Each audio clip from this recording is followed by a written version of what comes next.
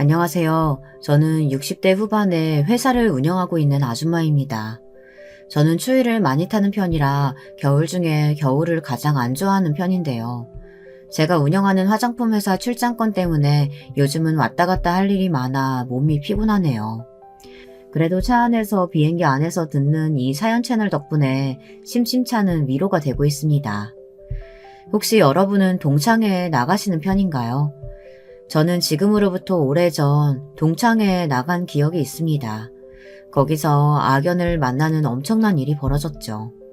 그 덕분에 지금도 동창회 하면 그 기억이 가장 먼저 떠오르곤 합니다. 얼마 전엔 평소처럼 출장을 가며 사연을 듣다 저도 모르게 그 기억이 떠올라 한번 적어보게 되었는데요. 필력은 훌륭하지 않지만 꼭 여러분들과 공유하고 싶은 마음에 적어봅니다.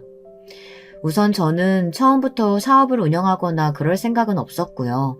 저희 시아버지 쪽 회사를 살리기 위해 관여하다 보니 어쩌다 제 회사를 운영하게 되었습니다.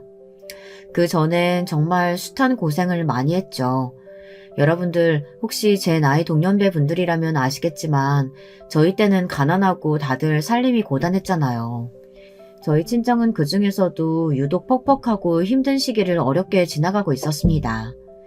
저희 아버지께서는 택시 운전수셨고 어머니께서는 몸이 아프셔서 일을 못했는데 줄줄이 4명의 자식이 있었어요. 그러니 아버지 수입만으로는 늘 배가 고플 수밖에 없는 현실이었죠. 저희 장남인 큰오빠가 공부를 굉장히 잘했는데 공부 대신 일을 선택하면서 조금 나아지긴 했지만 그럼에도 책임감 많은 큰오빠조차 허덕일 정도로 생활은 나아지지 않았습니다. 특히 저희 아버지께서 사기를 맞아 빚더미에 오르시면서부터는 더더욱 심해졌어요. 그게 제가 식모살이를 하게 된 가장 큰 이유가 아닐까 싶습니다. 젊은 분들은 모르시겠지만 어린 나이에도 생계를 위해 다른 집 식모로 가 일하던 시대가 있었어요. 저에겐 참 서럽고 힘든 세월이었습니다. 남의 집살이를 한다는 것은 정말이지 매일매일이 눈칫밥을 먹어야 하고 혹시라도 뭘 잘못해서 혼이 날까봐 전전긍긍 해야 하는 것이었죠. 어느 날은 어머니께서 울며 저에게 말씀하시더라고요. 얘들아, 어쩌면 좋니? 글쎄 너희 아버지가... 난 모르겠다 이제. 우린 다 망했어. 알고 보니 아버지께서 친한분의 투자 정보를 믿고 그동안 알들이 모은 돈을 넣으셨다는데 그게 사기였던 겁니다. 그리고 며칠 후 친정어머니가 저희를 흔들어 깨우시더니 다급히 이 집에서 나가야 한다더군요. 엄마 지금요? 미주야 얼른 짐 싸라 얼른. 어디 가는 건데요? 그냥 할머니네 놀러 가는 거야. 저흰 그게 야반도주라는 것도 모르고 어린 나이에 놀러가나 보다 하는 마음으로 집을 나가야 했어요. 그리고 도착한 집인 친할머니 댁에서 하루하루를 보낼 때까지도 어떻게 상황이 돌아가는지 알 수 없었죠. 친할머니는 빚을 갚기 위해 일을 나가야 하는 엄마 아빠 대신 어린 저희를 돌보시곤 했는데요. 저희 형제들을 좋아하지 않으셨습니다. 그중 유독 저를 싫어하셨고요. 계집애가 밥을 많이 먹는다고 하시면서요. 에휴, 계집애가 모조리 밥을 많이 먹니? 뭐가 되려고.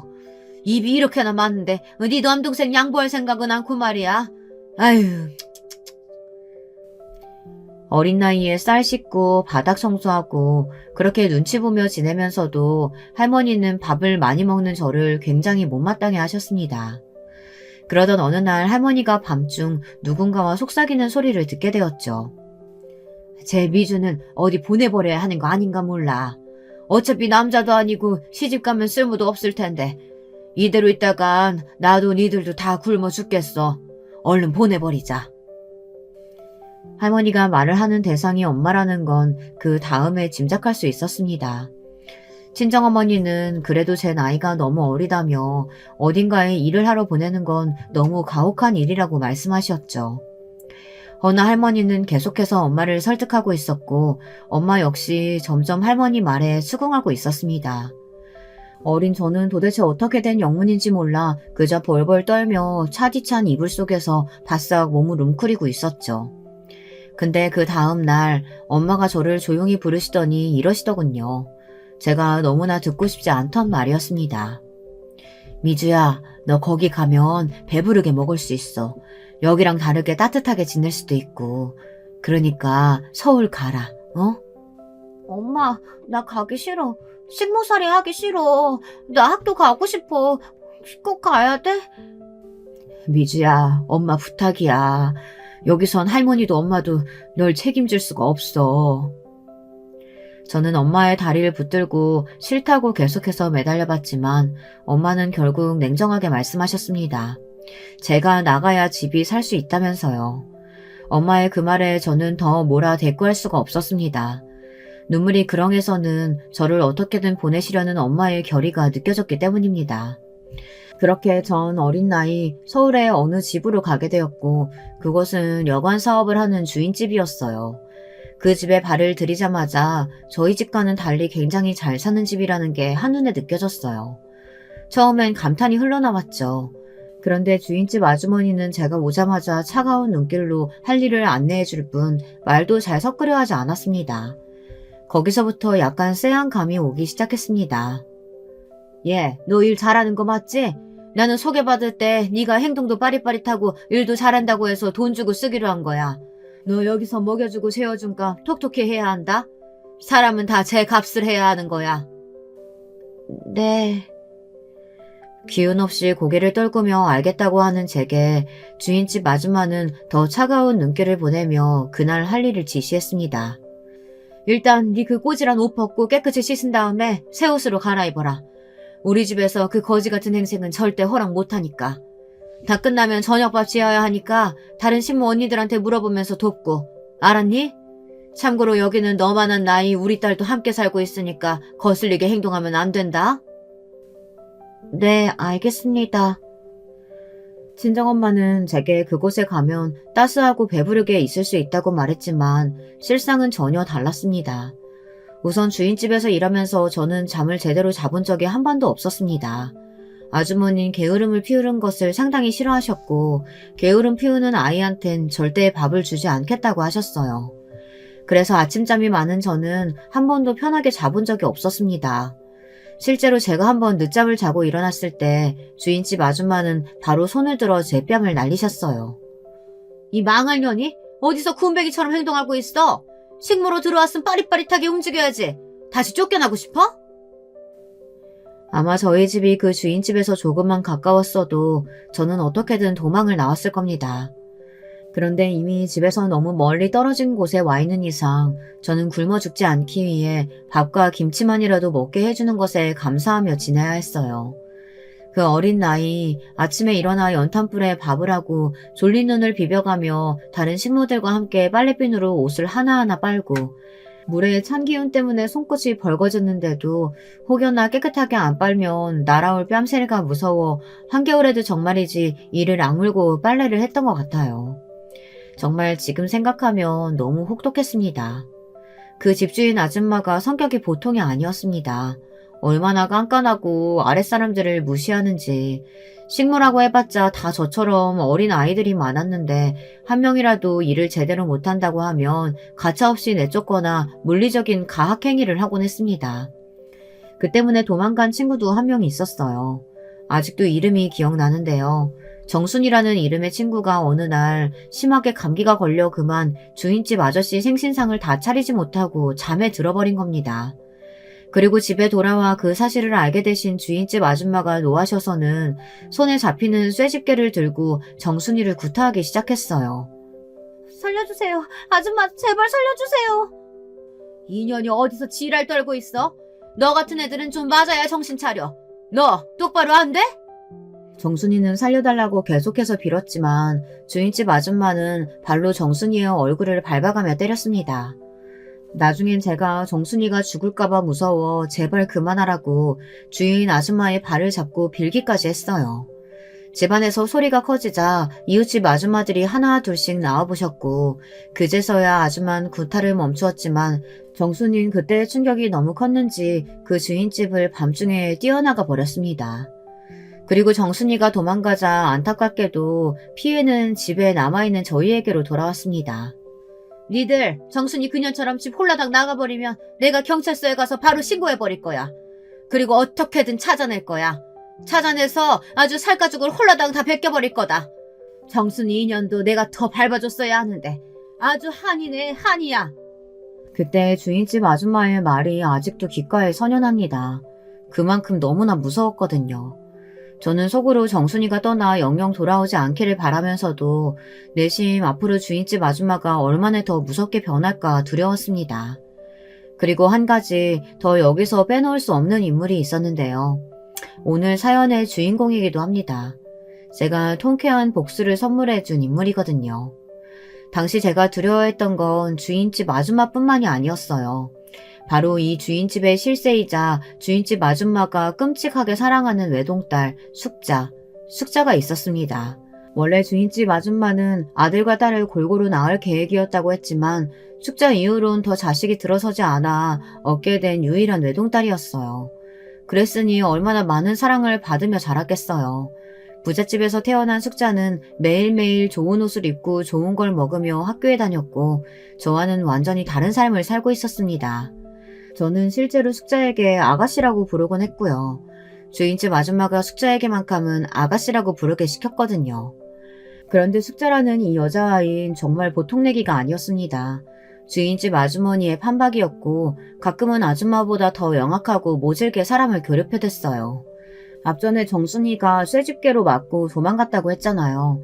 이때 자기 엄마에게 쪼르르 달려가 정순이가 일을 하지 않았다고 이른 것도 숙자였습니다. 엄마, 정순이 쟤 혼자 일 안 하고 놀았어.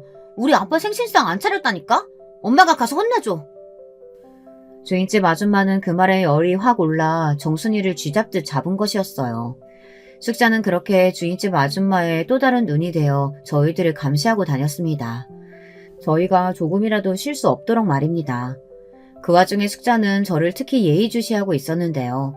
저와 나이가 같아서이기도 했고 제가 주인집 아저씨에게 그나마 조금 예쁨을 받고 있었기 때문입니다. 자기 아빠의 사랑을 나눠 가지는 게 싫었는지 숙자는 저만 보면 어떻게든 더 괴롭히지 못해 안달이었어요. 그러다 어느 날은 조용히 저를 부르더니 자기 학교 숙제들을 떠넘기더라고요. 이거 다 해놔. 나 친구랑 놀다 올 거니까. 네? 이걸 어떻게 제가 해요? 저는 공부라고는 모르는데. 아 몰라. 네가 알아서 해. 모르면 거기 책 있잖아. 책 보고 하라고. 다행히 큰오빠에게 교육을 받아 글을 읽을 수는 있었지만 저는 이미 어린 나이에 식모로 들어와 제대로 학교를 다니지 못하는 아이였어요. 어떻게 제가 숙제를 할 수 있었겠나요? 하지만 이 또한 숙자에게 미움을 받을까 싶어 어떻게든 억지로 꾸역꾸역 숙제를 대신 해주기 시작했습니다. 책을 보고 풀어보고 풀다 모르겠으면 또 책을 보고 그런 식으로 숙제 대행을 했죠. 그 후로 숙자는 저에게 학교 숙제 같은 것들을 꾸준히 떠맡겼습니다. 저는 일이 다 끝나고 남는 시간 쉬지 못하고 숙자의 숙제들을 대행해줬고요. 물론 숙자는 단 한 번도 제게 고맙다 하지 않았습니다. 하녀 주제에 머리는 좀 돌아가나 보다 하며 저를 비웃기 일쑤였어요. 그러던 어느 날 사건이 벌어지고 말았는데요. 제가 숙제를 대신해줬다는 것을 주인집 아줌마 아저씨가 알게 된 것입니다. 다른 건 몰라도 교육에 진심이었던 숙자네 아버진 숙자를 불러 크게 야단을 쳤고 저 역시 옆에 같이 무릎을 꿇고 앉아 혼이 났습니다. 너 숙자 학교에 보내줬더니 뭐하고 놀아치는 거야? 내가 너 공부 안 하고 싸돌아다닐 때부터 알아봤다. 어디 할 짓이 없어서 네가 해야 할 숙제를 위주한테 시켜. 너 그 정도로 모자른 놈이야? 주인집 아저씨는 한번 화가 나면 굉장히 무서워지는 성격이었기에 숙자는 그에 아무 말 못하고 눈물만 뚝뚝 떨고 왔습니다. 그땐 저도 덩달아 무서워 벌벌 속으로만 떨고 있었죠. 그런데 숙자가 그냥 잘못한 일에 대해 혼나고 넘어갔으면 될 것을 갑자기 뭐가 억울하고 분했는지 거짓말을 하는 겁니다. 자기가 숙제를 시킨 게 아니라 제가 숙제를 해주고 싶다고 졸라서 한마디로 제가 원해서 맡긴 것이라고요. 아빠 진짜예요. 나는 숙제 내가 하려고 했는데 미주 글쎄 얘가 괜히 자기도 공부하고 싶다면서 책을 뺏어갔다니까요. 책을 뺏어가는데 내가 어쩔 도리가 없잖아요. 아빠 미주 얘 되게 욕심 많아요. 내가 학교 다니는 거 엄청 시샘하고 부러워했다니까요. 나는 아무 잘못도 없다고요. 뭐? 이놈의 자식이 거짓말까지 하는 거야? 그래, 오냐 알았다. 미주 너가 솔직하게 말해봐라. 솔직하게 말해야 한다. 숙자의 눈치가 보이긴 했지만 저는 사실대로 말했어요. 숙자가 시켰고 그걸 거절하면 안 좋은 일을 당하게 될까봐 어쩔 수 없이 한 거라고요. 여기서 거짓말을 해봤자 상황만 더 안 좋아질 게 뻔했거든요. 역시나 주인집 아저씨는 더 화가 나셔서 얼굴색이 원연히 달라지셨고 숙자를 학교에 더 이상 보내지 않겠다는 말까지 나오셨습니다. 내가 열심히 벌어먹이고 살면 뭐하냐. 계집애가 공부도 안 하고 매일같이 놀러다니기 바쁜데. 됐다. 너 같은 애한텐 돈 들여 학교 보내줄 필요 없어. 숙자는 그 말에 엉엉 울며 잘못했다고 빌었지만 아저씨는 결정을 물을 기미가 안 보이셨습니다. 주인집 아주머니와 숙자가 함께 며칠을 싹싹 빌어 다시 학교에 가게 됐지만요. 그런데 문제는 여기서부터였습니다. 숙자가 저를 어떤 밀고자로 생각한 건지 그 후로부턴 저만 보면 살기 어린 눈빛으로 가만두지 않겠다는 말을 하더군요. 한여 주제에 내 똥이나 치워도 모자르냐니. 감히 네가 그딴 말해서 날 곤란하게 해? 너 때문에 아빠한테 뺨까지 맞았잖아. 아니야, 숙자야. 난 정말 말한 적 없어. 네 숙제 대신해주고 있는 거 아무한테도 말 안 했어. 그럼 어떻게 아빠가 알게 됐는데? 다 네가 한 짓이잖아. 나도 몰라. 그건 아무튼 난 아니야. 정말이야. 숙자는 끝끝내 제 말을 믿지 않았고 그 후로부턴 모든 일에 회방을 놓기 시작했어요. 제가 빨래를 하고 있으면 일부러 깨끗해진 빨래를 흙탕물에 집어던져 버린다든가 저녁상을 차리고 있으면 그 뒤에 가서 다 차려진 음식에 침을 뱉는다던가 이런 식으로 말입니다. 그리고 제가 자고 있는 와중 일부러 제 귀에 이상한 벌레를 집어넣어 비명을 지르게 하기도 했어요. 정말 악질 같은 행동들이었습니다. 그리고 더 나쁜 건 주인집 아줌마는 숙자의 짓이라는 걸 알면서도 번번이 제 뺨을 때렸습니다. 밥값 안 하는 것들은 내가 다 내쫓는다고 했어 안 했어? 그게 아니고요. 숙자가 어디서 내 딸 핑계를 들어? 우리 딸은 착한 애야. 아줌마는 제가 일을 똑바로 하지 않는다면서 저를 골방에 가두기도 했어요. 덕분에 저는 한겨울 매서운 추위에 오들오들 떨며 골방에 갇혀선 며칠간 갇히는 벌을 받기도 했습니다. 그 추위 속에서 엄마와 오빠의 얼굴을 간신히 그려가며 그냥 이대로 내가 죽었으면 좋겠다는 생각을 하기도 했죠. 너무 힘들었으니까요. 지금 생각하면 왜 내가 그때 그 집을 탈출하지 못했는지 후회가 되고 스스로 너무 불쌍하다는 생각도 듭니다. 어린아이가 골방 속에 갇혀 생쌀과 물만 먹은 채 제발 살려달라고 비는 모습이 너무나 안쓰럽고 가엾죠. 허나 숙자의 괴롭힘은 여기서 끝나지 않았어요. 더 큰 사건이 벌어지게 되었는데요. 때는 숙자가 고등학교에 진학했을 때입니다. 이때 저는 아주 기적 같은 제안을 받게 되었는데요. 다른 누구보다 따스하게 저희들을 대해주셨던 주인집 아저씨가 저를 학교에 보내주시겠다고 한 거예요. 주인집 아저씨는 간간히 저를 지켜보고 계셨는데 아무래도 제 머리가 비상하고 영특한 것 같다며 공부만 한다면 잘 살 수 있을 것 같다고 하시더라고요. 아저씨는 저의 학비를 모두 지원해 주시겠다고 했고 식모일만 게을리하지 않으면 언제든 시간을 내어 공부해도 좋다고 하셨어요. 아저씨 감사합니다. 정말 감사해요. 뭐라 말씀드려야 할지 모르겠어요. 아니다. 숙자랑 집사람 때문에 많이 힘들지? 어린 나이에 남의 집 살림하는 것도 만만치 않을 텐데. 아저씨는 뭘 해도 기특하게 해내는 널 보면 우리 딸이 아직 너무 철이 없다는 생각이 드네. 어쨌든 학비는 걱정하지 말고 편하게 학교 다녀라. 배우고 싶은 거 마음껏 배워도 배움에도 때가 있는데 그때 놓치면 안 되는 거란다. 네, 알겠어요, 아저씨. 감사합니다. 정말 감사합니다. 저는 이 계기로 꿈에 그리던 학교에 다닐 수 있었고 하고 싶은 공부를 마음껏 할 수 있었죠. 중학교 과정을 밟지 못했지만 저는 금방 공부의 속도를 따라잡을 수 있었어요. 아저씨 말대로 제가 정말 공부머리가 있었던 것인지 배운 건 까먹지 않고 바로바로 암기할 수 있더라고요.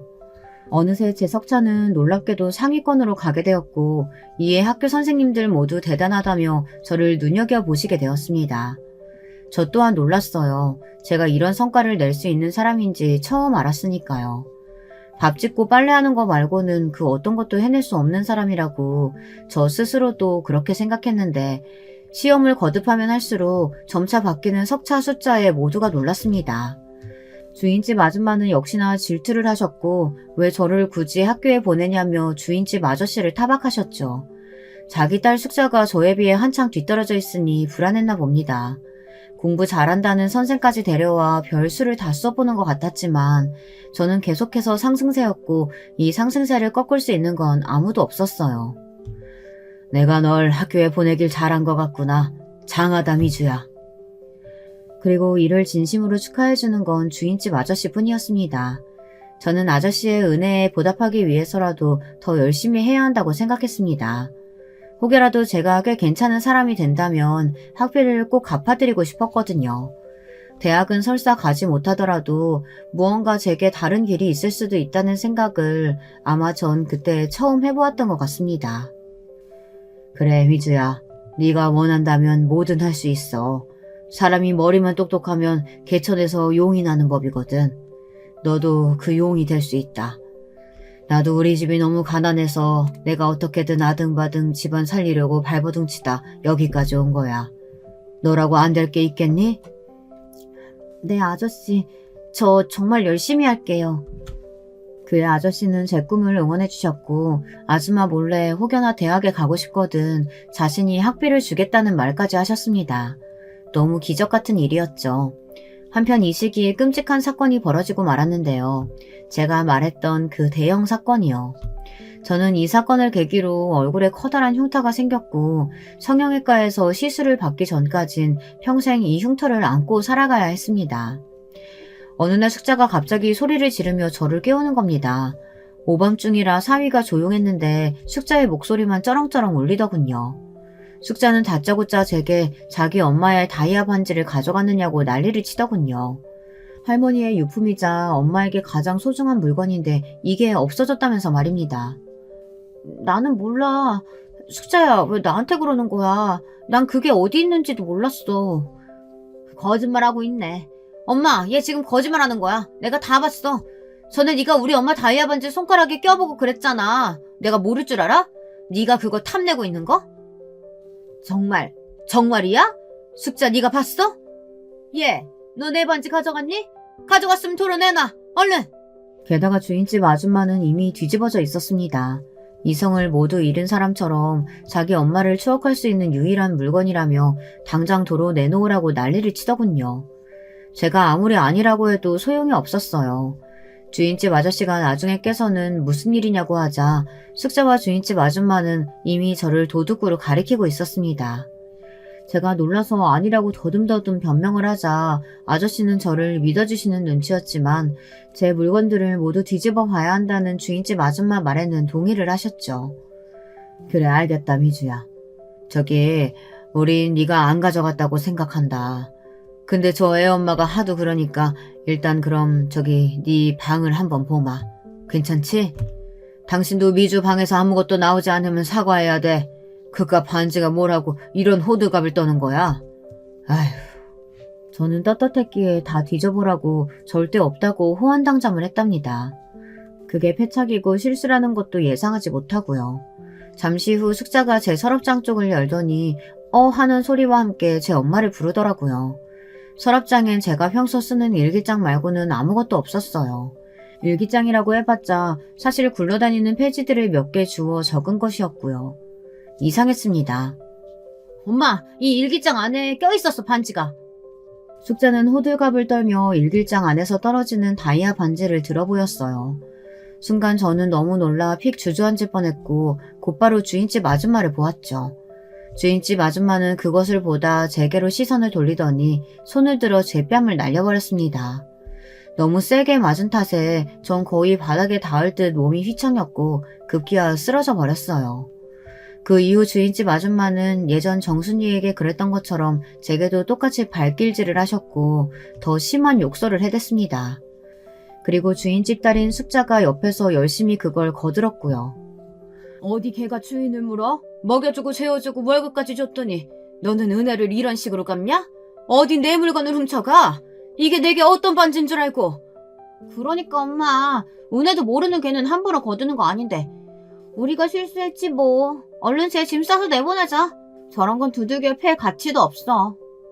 주인집 아줌마는 아저씨가 학교에 보내준 은혜도 모르고 이런 짓을 저질렀다며 괘씸하다고 저를 더 세게 짓밟았고 주인집 아저씨도 여기엔 어떤 말을 덧붙이지 못하신 채 뒤돌아서 버렸습니다. 저는 그냥 소, 돼지, 길 가는 개처럼 맞고 또 맞았어요. 나중엔 너무 많이 맞아 얼굴이 잔뜩 부어올랐고 피가 질질 흘렀는데 주인집 아줌마는 그마저도 꼴보기 싫다며 찬물을 가져다 제 얼굴에 뿌리더니 머리채를 잡아 저를 대문 밖으로 내쫓으시더라고요. 절대 아니에요, 아저씨, 아줌마. 저 절대 아니에요. 제가 왜 아줌마 반지를 훔쳤겠어요. 저 그런 거 탐내는 사람 아니에요. 어떻게든 제가 아니라고 저 역시 해명하고 싶었나 봅니다. 다른 게 아니라 저를 믿어주신 주인집 아저씨에게만큼은 떳떳하고 싶어서요. 그런데 숙자는 대문 밖에서 더 밀려나지 않고 계속 항변하는 제게 다가와 세게 뺨을 올려붙이더라고요. 거지 새끼가 어디서 주제도 모르고 기어올라? 야, 이 다이아몬드 반지 네 몸값보다 비싼 거야. 저는 숙자가 일부러 버린 짓인 것을 알고 있었어요. 그래서 더 억울하고 분했지만 숙자는 끝까지 아주 뻔뻔한 얼굴로 웃어 보이며 저를 도둑으로 몰아갔습니다. 그렇게 저는 제가 성심을 다해 일한 곳에서 잔뜩 얻어맞은 채 쫓겨나게 되었고 그게 주인집에서의 마지막 기억이었답니다. 그 이후 저는 갈 곳이 딱히 없었기에 어디 화장실 같은 곳에 들어가 잠깐 눈을 붙였다가 친정의 품이 생각나 미친 듯이 기차를 타고 할머니 댁으로 향했습니다. 그저 엄마와 아빠의 얼굴이 너무나 보고 싶었어요.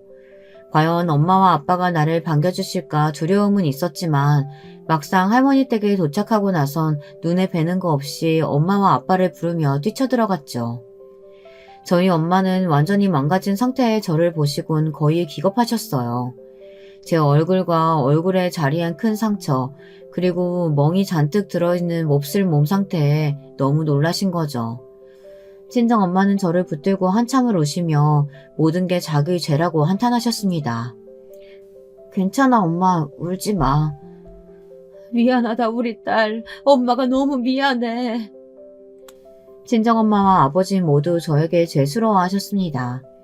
하지만 다행히 할머니 댁에 살면서 소름 끼치는 주인집의 기억도 조금씩 떠나보내게 될 수 있었어요.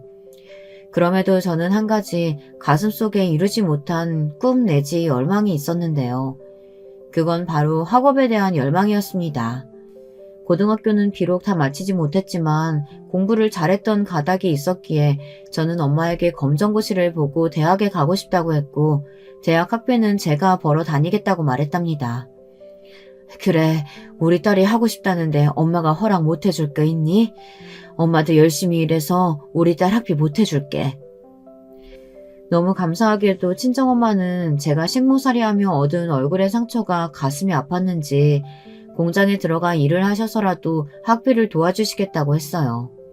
그리고 그때 하늘에서 가여운 절 조금 도운 것인지 할머니가 돌아가시면서 제게 시골 땅을 남겨주셨기에 그 땅을 팔아 대학 학비를 보탤 수 있었습니다.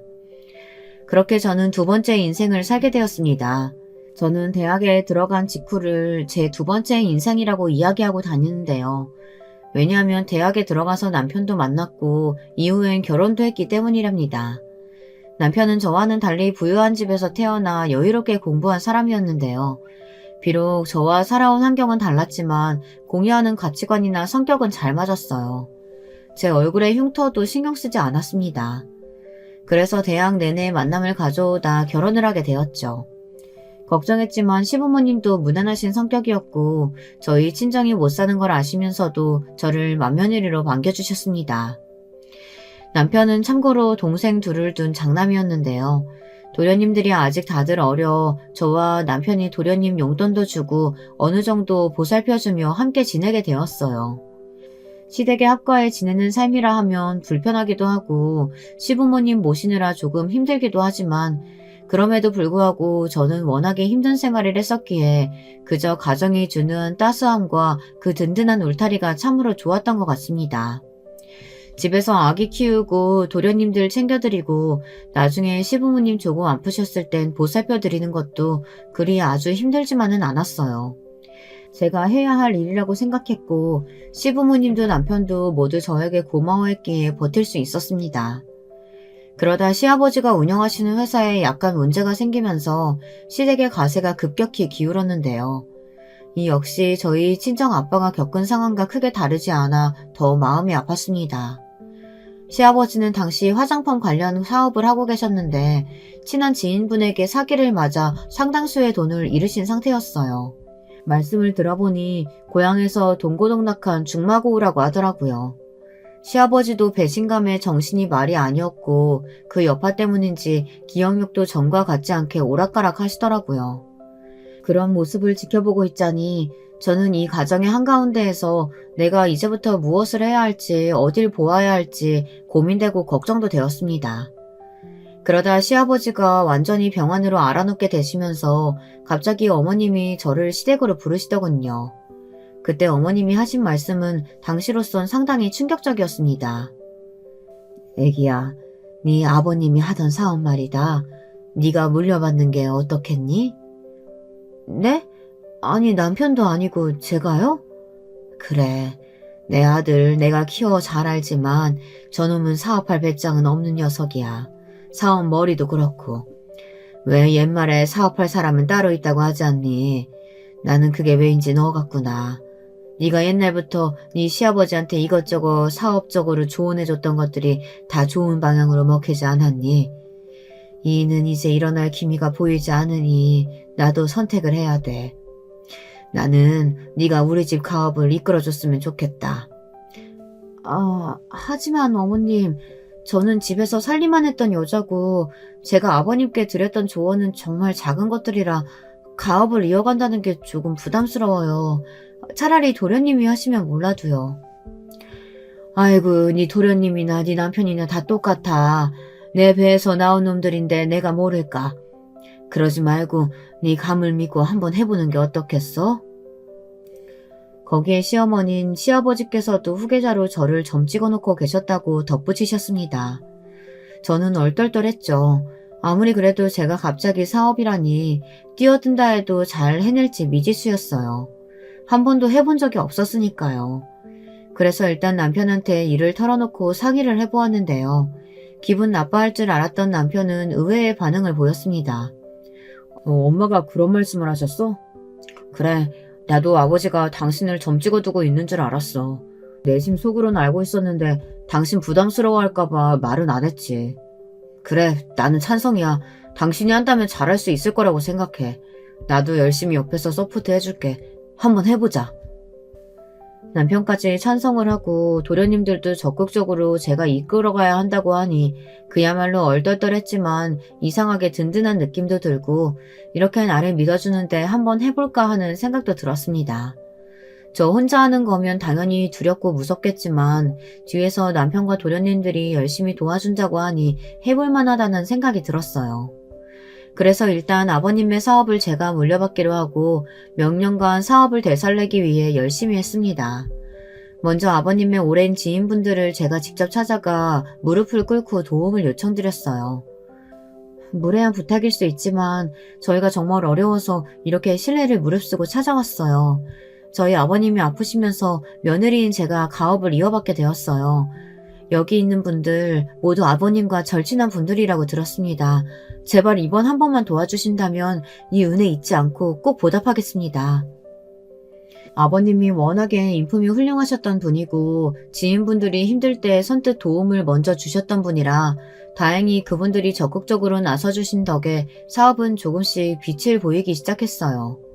자금줄이 트이니 그 다음부터는 쑥쑥 다시 성장의 기미가 보이더라고요. 그리고 저란 사람 역시 사업에 적응해 나가며 제가 나름 회사 경영에 소질이 있다는 것도 알게 되었습니다. 그때 전 아주 큰 결정을 내리게 되었죠. 지금 생각해보면 그때의 결정이 제 인생을 바꾸는 결정타가 아니었을까 싶습니다. 여보, 나 이제 새로운 사업에 도전해보고 싶어. 내가 생각하는 사업이 있는데 당신이 좀 도와줬으면 좋겠어. 갑자기? 아니, 잘 자리 잡았는데 또 무슨 사업을? 남편은 당황스러워했지만 제 선택을 따라주었어요. 그렇게 아버님의 사업이 자리를 잡았을 때 그것을 도련님에게 잠시 맡기고 저는 꽃배달 프랜차이즈 사업을 시작했어요. 독학으로 꽃을 배웠고 5년 넘게 전국을 돌며 가맹점을 모집했어요. 읍면 단위까지 돌면서 잘하는 꽃집이 어디냐고 물어 가게들마다 찾아가 주인들을 설득했습니다. 그래서 가맹점과 신뢰를 쌓아 안정된 사업 기반을 마련해 나가기 시작했죠.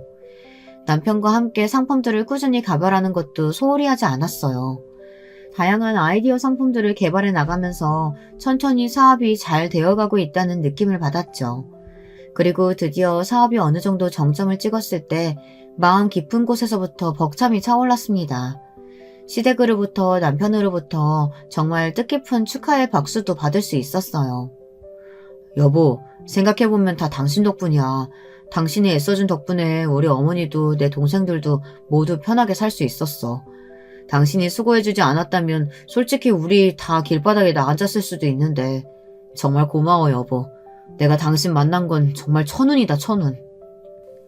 제 생일날 도란도란 시댁 식구들과 모여 밥 한 끼를 하는데 갑자기 도련님들과 남편이 미리 준비한 케이크를 꺼내놓으며 저런 말을 하더군요. 마음 한켠이 정말 찡했습니다. 이 순간이 제 인생의 가장 큰 전성기나 다름없었죠. 그런데 이때 바로 그 아이가 제 인생에 다시 끼어든 겁니다. 동창회에서 말이죠. 그 당시도 연말이라 여기저기 모임 약속이 잡혀 있었는데 고등학교 동창회에서 갑자기 연락이 왔더라고요. 사실상 저는 고등학교를 다니다 그만두었기에 동창회에서 연락이 올 일이 없는데 그 당시 저를 좋게 기억해주는 친구들이 아름아름 제 소식을 물어 저한테까지 연락을 해온 거였어요. 미주야, 나 혜원이야. 기억나니? 우리 도시락도 같이 나눠 먹고 그랬었잖아. 네가 내 수학 문제도 알려주고. 다름이 아니고 너 어떻게 사는지 궁금해서 친구들한테 물어보니까 네 소식 알려주더라고. 동창회에 한번 나오지 않을래? 얼굴 보고 회포 한번 풀고 싶다. 저에게 연락 온 친구 혜원이는 시간이 아주 많이 흘렀지만 어렴풋이 기억이 났습니다. 코가 둥글둥글하고 눈이 작은 친구였어요. 문자를 받자마자 전 무엇보다 반가운 마음이 들었고 가슴이 뭉클해졌습니다. 친구들이 아직도 나를 기억해준다는 것이 너무 고맙고 기쁘더라고요.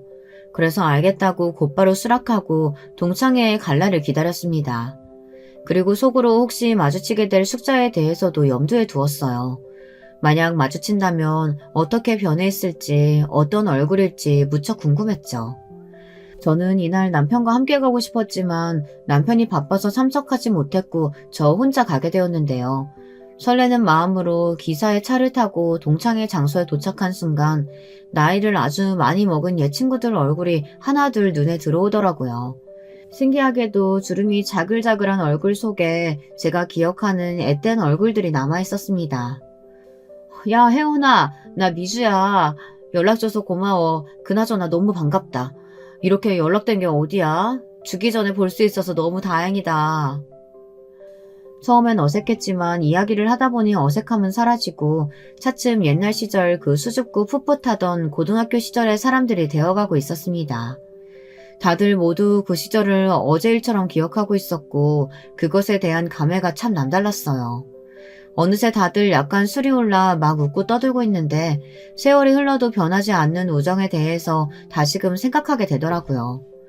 몇 친구들은 운이 안 좋게 세상을 떠났거나 혹은 아파서 참석을 못한 친구들도 있었지만 그럼에도 함께 있을 수 있다는 것 자체에 감사했습니다. 그리고 더러 아파서 누워있는 친구들의 소식을 알게 됐을 땐 마음이 안 좋았죠. 그런데 그때였습니다. 갑자기 문을 열고 누군가 들어오는데 명품으로 치장을 한 여자더군요. 저는 한눈에 알아볼 수 있었습니다. 주름이 많은 얼굴임에도 그걸 가리기 위해 진한 화장을 하고 있는 안 어울리는 금목걸이를 주렁주렁 매달고 있는 여자. 바로 저를 그토록 괴롭혔던 숙자였어요. 숙자가 들어오자 모두가 약속한 듯 분위기가 싸늘해졌습니다. 어쩐지 반기지 않는 기색이었어요. 숙자는 고등학교를 다닐 때도 친구들에게 한 번도 살갑게 군 적이 없고 오히려 자기보다 가난하고 약한 애들을 괴롭히고 다녔으니 어떻게 보면 반기는 게 이상했죠. 저 역시 인간인지라 그때 일이 더럭 생각나 표정이 싹 굳었습니다. 미주야, 난 숙자까지 올 줄은 몰랐다. 숙자 쟤 저번 동창회 이후로는 안 온다고 선언했는데 갑자기 무슨 바람이 불어서 왔대니? 제 옆에 있던 친구가 작게 속삭이더군요. 저는 그 이유가 무엇 때문인지 알 것 같았습니다. 숙자는 이상하리만치 저를 똑바로 쳐다보고 있었습니다. 그러면서 제 옆에 턱 앉더라고요. 너 미주지? 반갑다. 이번에 네가 동창회에 나온다고 해서 내가 나왔지 뭐야. 아니 근데 넌 고등학교도 졸업 못했는데 우리 애들이 불러줘서 나온 거라며? 참 우리 애들 성격도 좋네. 그나저나 잘 지냈니? 네 얼굴 보니까 활자가 좋아 보이진 않는데. 숙자는 저를 보자마자 바로 시비부터 걸었습니다. 이 순간만을 기다려왔다는 듯 유치하게 자기 할 말만 쏙 하더라고요. 거기다 제가 남편과 함께 못 온 것에 대해서도 남편과 이혼을 한 거냐는 등 남편이 별 볼 일 없어 창피해 못 데려온 거냐는 등 지나친 발언들을 서슴지 않았어요. 저 또한 슬슬 화가 나기 시작했죠. 어린 시절 제게 했던 못된 짓은 싹 잊은 채로 숙자가 저를 아직도 자기 집 식모로 보고 있다는 생각이 들더라고요. 내 남편은 바빠서 같이 못 왔어. 사업차. 그리고 동창회 분위기 흐리지 말고 그냥 밥이나 먹다가 괜히 시비 걸지 말고. 뭐 하는 짓이니? 애들도 다 불편해하잖아. 어머, 너 말 웃기게 한다? 내가 언제 시비를 걸었다 그래? 아니, 그나저나 너 요즘 어떻게 살고 있어? 나 네 소식 되게 궁금했거든. 뭐 어디 식당 같은 데서 일하니? 뭐? 아니, 너 옛날에 우리 집 일 되게 잘해줬잖아. 네가 어린데도 요리 솜씨는 좋았는데 그거 잘 살려서 식당이나 하고 있으면 좋겠다 싶었는데 말야. 그러면서 숙자는 슬그머니 제가 식모였을 적의 이야기를 꺼냈습니다. 순식간에 제 표정도 서늘해졌습니다. 어린 시절 손이 베일 만큼 찬 얼음물에 동동거리며 빨래하고 밥했던 아픈 기억이 떠오르더라고요. 그리고 늘 그것을 우습다는 듯 조소하며 바라보았던 숙자도 함께 말이죠. 저와 숙자 사이 분위기가 이상해지자 아무렇지 않게 웃고 떠들던 아이들은 슬슬 저희 쪽으로 시선이 쏠렸어요. 고등학교 때 아이들은 제가 숙자네 집 식모였다는 사실을 알고 있었지만 모르는 척 해주고 있었습니다. 그런데 숙자가 와서 자기 입으로 그렇게 일부러 떠들고 제끼고 있으니 저를 불렀던 친구 한 명이 숙자에게 그만하라고 따끔하게 한마디 하더군요. 숙자, 너 왜 동창회 날까지 미주 괴롭히고 그러니? 고등학교 때 그만큼 괴롭혔으면 됐지. 네가 일부러 미주 도시락 못 먹게 하려고 엎어버리고 칼로 옷 찢어버리고 그랬던 거 우리가 모를 줄 알아? 다 알고 있어. 그러니 그만 자숙해라. 친구가 대신 나서서 그렇게 말해주자 고마웠습니다. 그런데 숙자는 정말 뻔뻔하더라고요. 어린 시절 그 영악하고 싸가지 없는 성격을 한치도 바꾸지 않고 그럴 생각도 없이 그대로 가지고 살아온 것 같았습니다. 내가 언제 그랬어? 얘 우리 집 식모였어. 식모가 우리 아빠 덕분에 학교까지 다니고 호강 누렸는데 나를 봐도 감사한 줄 알아야지. 얘 그때나 지금이나 나한테 고맙다는 말 한마디 안 하잖아. 미주 너는 감사한 줄 알아야 돼. 나한테 절을 해도 모자르다고. 내가 왜 너한테 고맙다고 해야 하는데? 너희 아버지가 도와줬지 네가 날 도와줬니? 그리고 너야말로 그렇게 나를 어린 시절을 괴롭혀댔으면 오랜만에 만났다 하더라도 사과부터 하는 게 예의가 맞지. 어디 눈을 똑바로 두고 나한테 고마워해라 어쩌라 명령이야. 제가 반격할 줄 몰랐는지 숙제는 순간 당황했습니다. 그리고 잠시 조용해졌는데요. 그때 서빙하시는 분과 함께 숙자의 남편이 들어왔습니다. 숙자의 남편을 보는 순간 이번엔 제가 당황하고 말았는데요. 왜냐하면 숙자의 남편은 저희 남편 회사 직원이었기 때문입니다. 남편 회사라 하면 제가 다시 일으킨 시아버지의 화장품 회사였어요. 잠깐 도련님에게 넘어갔다 남편이 다시 경영권을 잡고 있는 회사였죠. 그런데 그 직원은 남편의 비서였습니다. 모를 수가 없는 얼굴이었죠.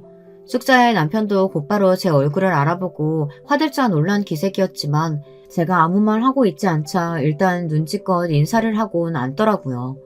여기서 굳이 숙자의 남편을 남편 회사 직원이라고 소개하고 싶진 않았습니다.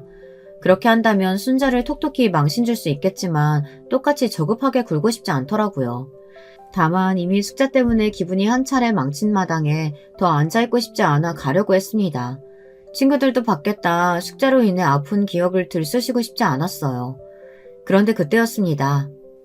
어머 얘들아 내 다이아 반지가 없어졌어. 어머 어떡해. 그거 우리 남편이 결혼기념일에 사준 건데 어떡하면 좋아. 마치 데자뷰 같았습니다. 숙자는 계속해서 자기 가방을 뒤지더니 아무래도 안 되겠다며 화장실까지 다녀오고 식당 직원에게 찾아주지 않으면 식당을 뒤집어 엎겠다는 말도 안 되는 엄포까지 놓았습니다. 진상짓을 하는 건 그때나 지금이나 똑같았죠. 더 상황에 끼고 싶지 않았던 저는 친구들에게 그만 인사를 구하고 자리를 떠나려고 했어요. 그런데 숙자가 갑자기 아주 어이없는 이유로 저를 붙잡더군요. 야, 이미주, 너 가방 쏟아봐. 뭐라고? 네 가방 말이야. 너 아까부터 자꾸 가방에 손이 가 있던데 거기 뭐 있는지 내가 좀 봐야겠어. 아, 뭐해? 얼른 가방 부어 테이블에. 안 부으면 난 네가 가져갔다고 생각하고 지금 바로 경찰서에 전화할 거야. 내가 경찰 쪽에 인맥이 얼마나 많은지 알아? 이번에도 숙자는 저를 도둑으로 몰려고 하고 있었습니다. 정말이지 그때의 기억이 샘솟으며 주먹이 부들부들 떨리더군요. 내 가방에 없으면 어떡할 건데? 너 내 가방에 없으면 어떡하려고 내 가방을 지금 검사하겠다고 하는 건데? 야, 심증이 있으니까 뒤져보자고 하는 거지. 내가 괜히 이러니? 너 아까부터 계속 내 명품 가방이며 옷이며 힐끗힐끗 봤잖아. 내가 모를 줄 알아? 역시 거지근성은 어디 안 가는 것 봐. 됐고 얼른 가방 부어. 그 다이아 반지 찾아야 되겠으니까. 그때 순간 어린 시절 눈물나게 숙자 엄마에게 매타작을 당했던 기억이 떠오르며 저도 모르게 손이 올라갔습니다. 그런데 일이 일어난 거죠. 숙자 남편이 저보다 더 발빠르게 움직여 숙자의 뺨을 내리친 겁니다. 순식간에 일어난 일에 동창의 친구들 포함해 모두가 놀라 눈을 껌뻑었습니다. 사모님 죄송합니다. 저희 와이프가 너무 실례를 하고 말았네요. 정말 죄송합니다. 당신 얼른 사과드리지 못해? 여기 우리 회사 회장님 사모님이야. 뭐? 누가 회장이라고? 얘 우리 집 식모 미주 남편이? 이때서야 저는 숙자를 제대로 참교육시켜줘야겠다는 생각이 들었습니다. 아직도 숙자는 저를 자기 집 식모로 깔보고 있었고 지금껏 그 긴 세월이 지나면서도 반성이라고는 단 한 번도 하지 않았으니까요. 그래, 내가 사모님이네. 네 남편 회사 회장의 사모라고. 정신 차려. 나 너한테 도둑으로 누명 씌워나 내쫓았을 때 너 때문에 네 엄마 때문에 나는 얼굴에 큰 흉터를 입었어. 사람들 수군거림 속에서 몇십 년을 살았다고. 제발 인간이라면 반성이라는 걸 좀 해라. 그러고 살면 너무 부끄럽지 않니? 저는 그 정도 말만 남겨둔 채 기사의 차를 타고 이동했습니다. 그 뒤 숙자의 남편은 숙자를 끌고 와 죄송하다며 한 번 더 용서해달라는 말을 한참 하더군요. 저희 남편은 숙자의 남편이 비서로서 오랜 시간 함께한 만큼 설마 제 얼굴을 그리 만들었을 사람이 이토록 가까이 있을 거라곤 상상도 못했다며 놀라워했습니다. 너무 기막힌 인연이네. 하지만 선처는 해주고 싶지가 않아. 당신이 원하면 난 비서고 뭐고 자르고 싶어. 그럴 필요 없어. 그 사람이 죄를 저지른 건 아니니까. 죄값을 치를 사람은 따로 있지. 저는 숙자에게 통쾌한 한 방을 날렸다고 생각했기에 넘어갔습니다. 숙자도 이미 계급이 어떻게 바뀌었는진 여실히 알았으니 그걸로 덮고 가기로 했어요. 때론 저에게 상처를 준 사람을 인생에서 떠나보내는 것이 진정으로 용기 있는 일이라는 생각이 들어서 말입니다. 여기까지가 제 이야기입니다. 오래전 기억이지만 꺼내봤습니다. 쓰다 보니 정말 다사다난한 인생이었던 것 같네요. 여러분들 모두 감기 조심하시고 연말 잘 보내세요. 여러분, 두 번째 사연 시작하기 전에 좋아요와 구독 꼭 눌러주실 거죠? 그럼 두 번째 사연 바로 시작합니다. 전 요즘 들어 그렇게 시원하고 살맛이 날 수가 없어요.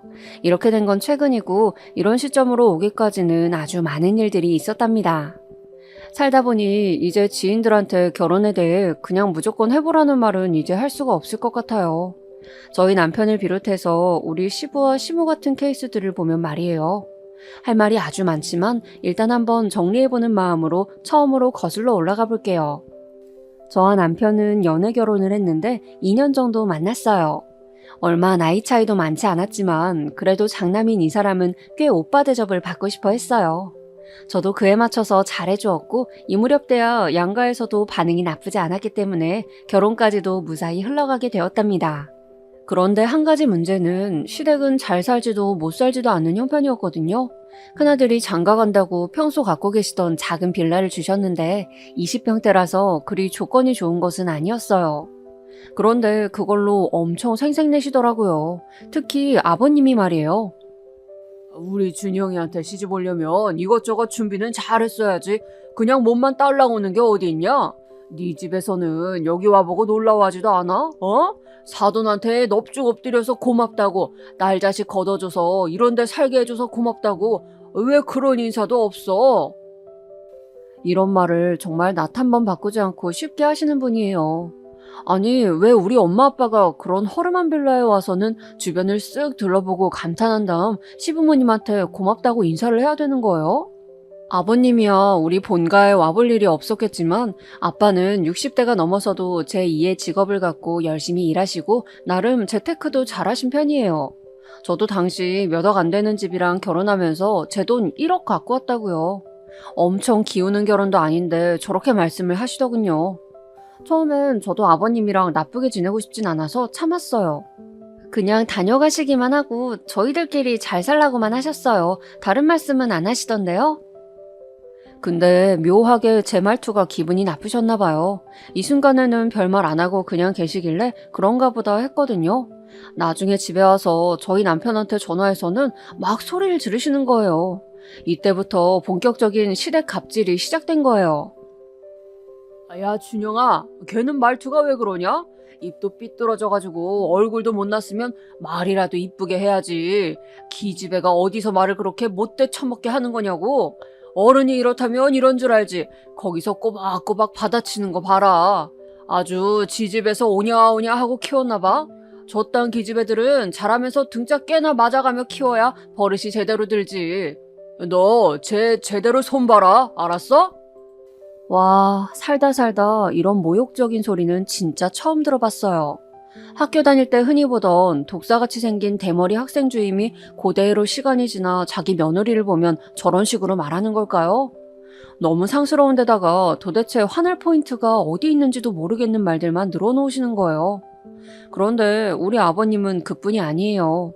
은근히 자기 집에서도 저 못지않게 저런 잣대를 겨누고 괴롭히는 사람이 있었으니 바로 둘째 아들인 우리 도련님이었어요. 맨날 장남인 우리 남편을 치켜세우면서 칭찬하고 그러면서 그 바로 아래인 둘째 아들은 그렇게 편애를 하고 괴롭히더라고요.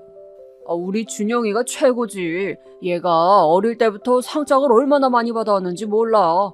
우리 집안에서 이런 녀석은 2번 다시 나오기가 힘들어. 대학도 좋은데 나오고 하여간 여기저기서 침 바르고 보통 이쁘게 본 게 아니야. 이 녀석은 아주 크게 될 녀석이라고.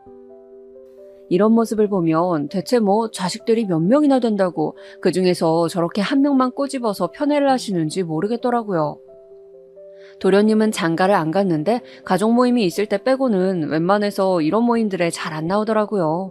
아버님이랑 마주치길 싫어하는 듯 했는데 당연해 보였어요. 저도 남편에게 비슷한 질문을 했었고요. 솔직히 나 같아도 가족들 모이는 자리는 오기 싫을 것 같아.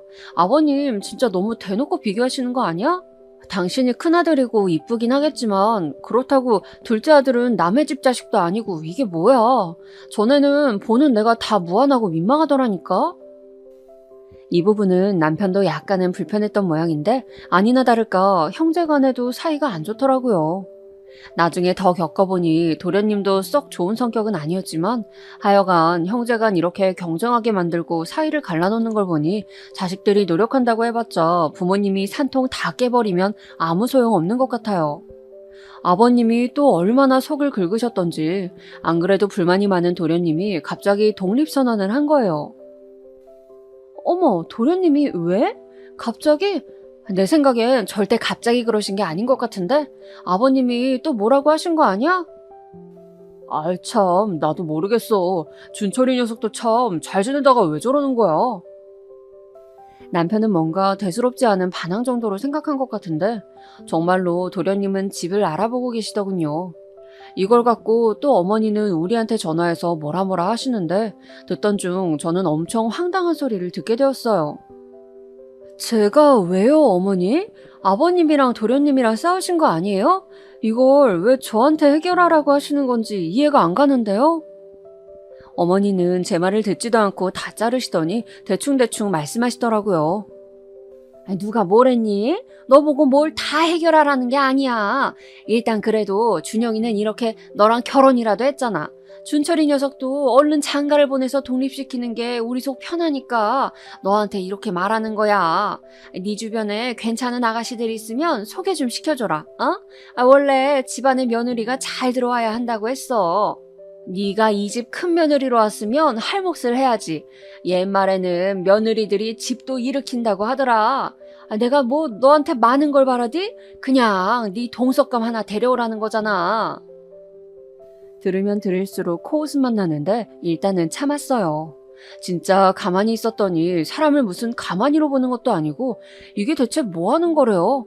왜 적당히를 모르시는지 답답하더군요.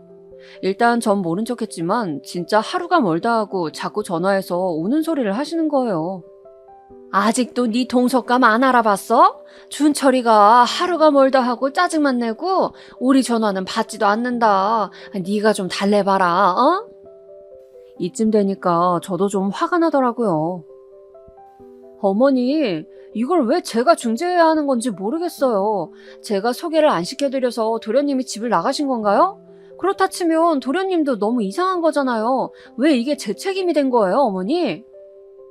어머니는 제가 뭐라고 따지건 말건 안중에도 없으시고 무조건 자기 얘기를 해야 되는 분이셨어요. 지금 그런 거 가타부타 따질 때야? 네 아버님도 지금 준철이랑 싸우고 아주 시름시름 앓고 있어. 우리한테 방법은 너밖에 없는데 그럼 어쩌냐? 가족끼리 그런 것도 못 해줘? 얼씨구, 가족이라면서 이렇게 매일매일 아침마다 전화해서 사람을 닥달하고 괴롭혀도 되는 건가요?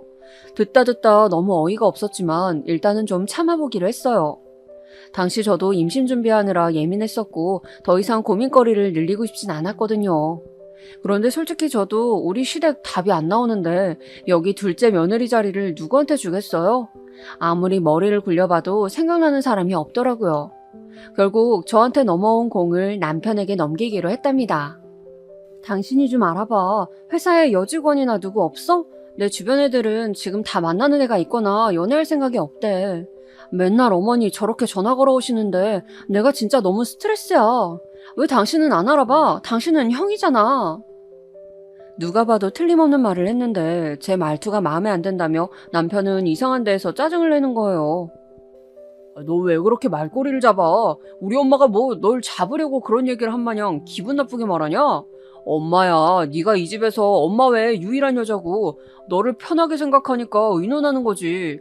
나도 알아보긴 할 텐데 그렇게 너무 스트레스 받는다는 식으로 말하지 마. 참, 제가 어쩌자고 이런 인간 역성을 들어줘가며 아기를 갖겠다고 그렇게 노력을 했는지 모르겠어요. 이러는 사이 시간은 점점 지나고 저는 임신이 잘 안 되어 아주 마음이 조급할 때였거든요. 우리 쪽에서 임신도 도련님을 위한 참한 색식감도 소식이 없으니 어머님이랑 아버님은 아주 속이 타들어가다 못해 뒤집어지실 지경이었나 봐요. 이윽고는 아버님이 저한테 전화를 하셨는데 이때 너무 기분이 나빠서 그런지 홧김에 남편을 찔러다가 결국 소개팅을 주선했답니다. 저도 참 미련한 게 그때 아버님이랑 정면으로 싸웠어야 했는데 왜 역성을 들어드렸을까요? 니네는 왜 그렇게 일 처리를 제대로 못하냐? 아니, 니들만 잘 살면 다야? 괜찮은 아가씨 좀 데려오라니까 그것도 못해. 내 주변 친구들은 전부 장가들 보내자마자 손주들 안겨주는데 그것도 못하고. 대체 하는 게 뭐야? 준영이야, 문제가 하나도 없지. 하여간 씨가 들어올 자리가 좋아야 되는데 애초에 자리를 잘못 깔았어. 진짜 어이없는 게 어떻게 이런 말을 하나도 거르지 않고 며느리한테 그냥 그대로 다 던져버리시는 걸까요? 그러면서 역시나 그 변함없는 레파토리가 또 등장하게 된 거예요. 애초에 그게 불만이었다고 말을 하시던가 계속 돌려가면서 저를 괴롭히시더군요. 우리 준영이 덕에 저런 집 얻어서 사는 줄도 모르고 돈 무서운 줄도 모르고 고마운 것도 모르는 너 같은 애는 진짜 혼 좀 나봐야 돼. 며느리 잘 얻어서 얼마든지 잘 살 수 있었는데 너 하나 때문에 지금 줄이 줄줄이 막혀가지고 네 시동생 장가 못 가. 우리 준영이도 자식 못 얻어. 이게 뭐냐? 니네 애미 애비는 그래놓고도 잠이 온다냐? 하다 이렇게 얘기가 진행되니까 좀 참기 힘들더군요. 이때 저도 그냥 아버님이랑 정면으로 들이받아서 싸워야 했는데 제 몸이 많이 안 좋을 때였어요. 충격은 충격대로 받고 딱히 아버님과 싸울 에너지도 없었거든요. 이때 저는 이 통화 내역이 그대로 녹음된 것을 남편에게 들려줘 버렸어요. 제 핸드폰은 자동 녹음되는 거라 딱히 제가 의도하지 않아도 이렇게 되거든요. 이날은 하도 화가 나서 퇴근한 남편한테 들려주었더니 자기도 좀 멋쩍은지 저랑 눈을 못 마주치더군요. 전 딱 잘라 말했어요. 다 필요 없고 당신이 해결해. 누굴 데려오던 제발 그 지겨운 도련님 소개팅인지 뭔지 당신이 다 알아서 하라고. 세상 천지에 동서자리를 스스로 알아서 준비해오는 며느리가 어딨냐? 있으면 당신이 알아보고 그 자리도 새로 어떤지 해. 저도 많이 예민한 터였고 남편도 이때 부글부글 끓는 듯한 표정이었지만 참더라고요. 100번 양보해서 솔직히 이게 다 누구 잘못이에요? 남편이랑 엮였다가 줄줄이 얻어걸리게 된 건데 모든 책임은 남편이 져야 하는 건 맞잖아요. 그렇게 해서 남편네 회사에서 두루두루 알아본 다음 그제서야 아가씨를 하나 알아와가지고 겨우 소개팅을 주선시키게 되었어요. 이걸 갖고도 처음에 말이 많았던 게 저는 처음에 아버님, 어머님이랑 도련님 간에 얘기가 다 된 줄 알았거든요. 그런데 그런 것도 아니고 그냥 막연하게 얘기가 나온 거예요. 도련님은 진즉 독립해서 자기 삶 잘 살고 있는데 장가 얘기가 부모님으로부터 나왔다고 하니까 저한테 막 성질을 내시는 거예요. 형수님, 누가 그런 거 해달라고 했나요? 참 할 일 없고 한가하신가 봐요. 그냥 형이랑 형수님 두 분만 잘 살면 되지 왜 저까지 끌어당기십니까? 됐고 저는 필요 없으니 물으시던지 하세요. 이것도 형인 남편이 말을 하면 될 것을 남편은 형제간에 멋쩍다면서 절 시킨 것이었거든요. 그랬는데 반응이 이 모양으로 나오니까 화가 치밀었어요. 도련님, 저도 그러고 싶지 않았거든요. 그럼 도련님이 직접 부모님께 전화하셔서 이런 거 안 한다고 하세요. 저는 또 얘기가 된 줄 알았어요. 하도 소개시켜주라고 해서. 어렵게 소개팅 자리 만든 거라고요. 싫으면 하지 마시고 대신 부모님께는 직접 본인이 얘기하세요. 그러자 도련님은 씩씩거리더니 전화를 끊어버렸고 이렇게 해서 저는 일단락이 된 줄 알았어요. 그런데 세상에 저희 집을 쾅쾅 두드리는 소리가 나는 거예요. 발로 차는 듯한 느낌의 소리가 나서 얼른 나가보았더니 그 자리엔 다름 아닌 아버님이 서 계시더군요. 너 바보야? 엥? 너 바보냐고? 이러면서 저한테 막 화를 내시는데 이유인즉슨 도련님이 아버님을 찾아가서 아주 한바탕을 했나 봐요. 일하시다가 갑자기 둘째 아들한테 날벼락 같은 소리를 듣고 나선 그 화풀이를 또 저한테 하시더군요. 그러면서 상황이 얼마나 웃기게 흘러갔냐면 평소에 아버님한테 쌓인 게 많았던 도련님은 이런 흐름이 정말 못 견디게 싫었나 봐요. 아주 거세게 대드셨나 보더군요. 이거 봐라 이거. 준철이 그 녀석이 밀어가지고 내가 넘어졌어. 다 너 때문이야. 일 처리를 그따위로 하냐? 누가 애 장가를 보내랬지 부모 자식 간에 싸움을 붙여. 하여간 멍청한 게 기어들어와가지고는. 진짜 저는 누가 저한테 설명 좀 해줬으면 좋겠어요. 이게 왜 제 탓이고 제가 멍청하다는 소리를 들어야 하는지 말이에요. 둘이서 자전거 가게 앞에서 소리소리 지르고 화를 냈고 화를 못 이긴 아버님이 도련님에게 책자인지 전단지인지를 집어던지셨나 봐요. 어린 자식 때리던 버릇을 아들이 30 중반이 넘었는데도 그대로 하려고 드니 이제 아들인 도련님도 열이 받아서 힘으로 그걸 막았나 봐요. 그러다가 아버님은 전혀 예상을 못하고 있었기에 뒤로 벌러덩 넘어갔고 따지고 보면 일방적으로 때리려 든 건 아버님이지 도련님은 아니거든요. 그걸 갖다가 아버님은 절 보고 부모 자식 간에 몸싸움을 붙인 못된 인간이라며 멍청이니 뭐니 막말을 하시더군요. 그나마 다행인 건 중간쯤 우리 집에 엄마가 오셨다는 거예요. 엄마는 건물 밖에서부터 나는 시끄러운 소리를 듣고 설마 하며 올라왔는데 그게 딸네 집이었던 거예요. 미주야, 왜 이래? 어머, 사돈어른, 이게 무슨 일인지? 저희 애가 뭐 언짢을 일이라도 한 게 있나요? 엄마는 조심스럽게 그러면서도 꽤 화가 난 얼굴로 아버님을 바라봤어요. 평소에 제가 엄마한테 해둔 얘기도 있기 때문에 좋은 인상을 갖고 있진 않았거든요. 그런데 우리 아버님 진짜 너무 웃긴 게요. 엄마가 나타나니까 그 앞에서 뭐라 당당하게 말도 못하는 거예요. 쭈뼛쭈뼛 거리시더니 웅얼거리면서 그대로 사라지시더군요. 미주야, 무슨 일이야? 너는 표정이 왜 그러고 니네 아버님은 왜 저러고 가는 건데? 아휴, 엄마, 내 말 좀 들어봐. 엄마는 이 기막힌 과정을 다 듣더니 머리끝까지 화가 치밀어 올랐어요. 네, 이놈의 노친네 가만 안 둬. 쫓아가서 머리털을 다 뽑아버릴까 보다. 이깟 코딱지만한 집 줘놓고 아니 막말로 이걸 뭐 너를 줬어 어쨌어? 여기 세대주가 너냐고 지 아들놈이지. 왜 생색을 못 내가지고 생난리야? 엄마가 이렇게 시원하게 화를 내주는 덕에 저도 좀 있기도 했고 한 몇 주간은 아버님이 연락도 안 하셨어요. 아마 집에 가서 뭐 얘기를 하셨는진 모르겠지만 그 기간 동안에는 어머니한테도 전화 한 통 안 걸려오더라고요. 저를 아무리 만만하게 보고 우습게 여겨봤자 그 부모가 있는 앞에서는 차마 뭐라 할 수가 없었나 봐요. 진짜 어이가 없더라고요. 하지만 이러니 저러니 해도 여기서 제일 중요한 건 남편의 반응 아니겠어요? 돌아온 남편에게 그날 있었던 일을 말했지만 남편은 속 시원하게 제 마음을 달래주지 않더군요. 지도 많이 힘들고 지쳤다나요. 그만 좀 해. 도대체 이런 일이 몇 번째야? 왜 자꾸 너랑 엄마, 아버지, 그리고 준철이 넷이서 일을 터뜨리는지 모르겠어. 나는 할 만큼 했잖아. 네가 준철이 소개해줄 아가씨 알아보라고 해서 힘들게 영업팀 직원한테 알아봐줬어. 그런데도 안 만난다고 하지. 그래놓고 또 아버지랑 준철이가 싸웠다고 하지. 아버지랑 너도 싸웠다고 하고 거기에 장모님까지 껴서 대체 이게 뭐냐? 진짜 다들 날 괴롭히려고 작정이라도 한 거야? 저도 참 바보 같긴 했던 게 남편이 이 정도로 말을 했으면 이 인간도 남 탓하기 좋아하는 이 집안 핏줄이란 걸 알아차려야 했어요.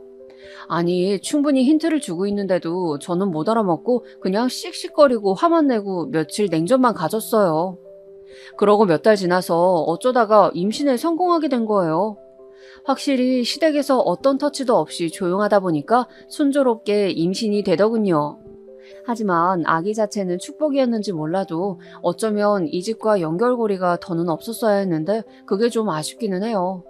제가 막 임신 초기를 지나고 안정기에 접어들었을 무렵 남편과 둘의 여행 계획을 세웠어요. 그런데 이 인간이 갑작스레 거기다가 지 부모님을 끼워 넣는 거예요. 저번에 장모님이랑도 다녀왔으니까 우리 이번에는 엄마 아빠 모시고 가자. 준철이랑 거의 의절하듯 지내면서 두 분 다 너무 외로워하고 힘들어하셔. 이런 때 우리가 같이 모시고 가면 너무 좋아하실 거야, 어?